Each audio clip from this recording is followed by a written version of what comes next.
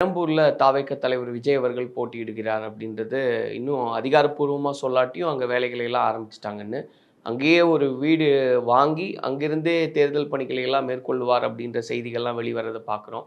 காரணமே திமுக கோட்டையில ஓட்ட போடணும் அப்படின்னு ஒரு முடிவு எடுத்துட்டாங்க அப்படின்றத பகிரங்கமா பேசுறாங்க. அதை எப்படி பார்க்குறீங்க சார்? என்ன நடக்க போகுது? கோட்டையில ஓட்ட போறதெல்லாம் இல்ல. அவருக்கு எது வசதின்னு பார்ப்பார்.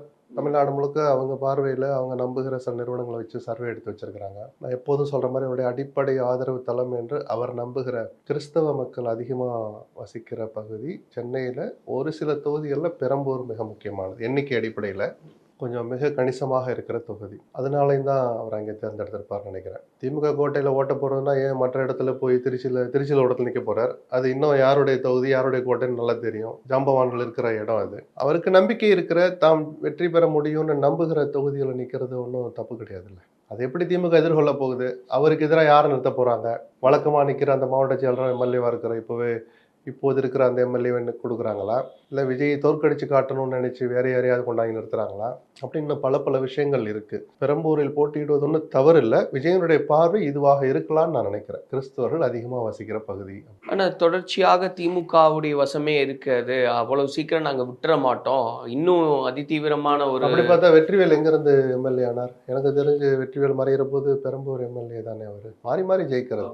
மற்ற எவரையும் நான் ஜெயிச்சு காட்டுவேன்னு அந்த வார்த்தை சொல்றதுல ஒன்றும் தப்பு இல்லை. இப்போ பியூஷ் கோயல் அவர்கள் பாஜகவினரிடம் பேசின செய்தின்ற விதத்துல சிலது பேசுறாங்க சார். அதுல சொல்லும்போது மும்பையில விஜய் அவர்களோட பேசணும், அவ்வளவு நம்பிக்கைக்குரியவரா இல்லை அப்படின்ற மாதிரியான பேச்சுக்கள்லாம் இருக்கிறதா பாக்குறோம். அது அதிகாரப்பூர்வமா அந்த வார்த்தைங்க வரல. பேசி பார்த்து செட் ஆனா ஒரு பேச்சு, அது சரி வரல முறிஞ்சு போச்சுன்னா இன்னொரு பேச்சுங்கிறது அரசியல்ல வழக்கமான ஒண்ணுதான். அவர் அதிகாரப்பூர்வமாக அதை சொல்லாத போது சீரியஸா எடுத்துட்டு பேசணும் அவசியம் இல்லை. ஆனால் பிஜேபி கடைசி வரைக்கும் ஒரு முயற்சி பண்ணாங்க, விஜயை தன் அணிக்கு கொண்டு வந்துடணும் அப்படின்னு. அப்போதெல்லாம் நான் தொடர்ந்து சொன்னேன், எண்ணிக்கை எங்க இருக்கு? எடப்பாடி ஒப்புதல் கொடுத்துட்டாரா? எடப்பாடியின் ஒப்புதல் இல்லாமல், குறிப்பா எண்ணிக்கை சார்ந்து விஜய் என்டிஏக்கு வரணும்னு எடப்பாடிக்கு ஆசை இருக்கும். ஏன்னா வெற்றியை நோக்கி ஈஸியா பயணிக்கலாங்கிற ஒரு தோற்றத்தை கொடுக்கும். அதுல உண்மையும் இருக்கு. நம்பர், விஜய் கேட்கிற நம்பர் யார் கொடுப்பா? எங்க இருந்து கொடுப்பாங்க? ஸோ எடப்பாடியின் சம்மதமோ ஒப்புதலோ இல்லாமல் அந்த பேச்சுவார்த்தை முழுமையடையாதுன்னு நான் சொல்லிட்டு இருந்தேன். 50 இடம் கொடுக்குறேன்னா கூட அந்த 50 அதிமுக எண்ணிக்கையில தான் கொடுக்கணும். பிஜேபி தான் போட்டியிட இடத்துல குறைச்சிக்கிறோன்னு சொல்லுவாங்களா? அன்புமணி விட்டு கொடுப்பாரா? 27 ஒரு 17 விஜய் வச்சுக்கட்டும், 18 ஒரு 8 10 விஜய் வச்சுக்கட்டும், அன்புமணியோ பிஜேபியோ சொல்லுவாங்களா?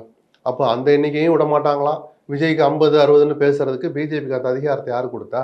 இந்த எண்ணிக்கை சரி வராதுங்கிறதுனால தான் 2-3 வாரங்களா நான் சொல்லிட்டு இருக்கேன் அதுக்கு வாய்ப்பு குறைவு. ஏன்னா ஒரு 3 மாசம் முன்னாடி இதெல்லாம் நடந்திருந்தா மனதளவுல எல்லோருமே தயாராயிருப்பாங்க. அல்லது எடப்பாடி அவசரப்பட்டு அன்புமணிக்கு 18ன்னு ஒத்துட்டு இருக்க மாட்டார். இப்ப 27 கொடுக்குற மனநிலைக்கு இன்னைக்கும் எடப்பாடி வந்திருக்க மாட்டார் பிஜேபிக்கு. சரிதானே? அப்ப எல்லாரும் வர்றப்ப இப்ப தேமுதிகவுக்கு ஒத்துக்கிட்ட 10 குறைக்க போறாங்க.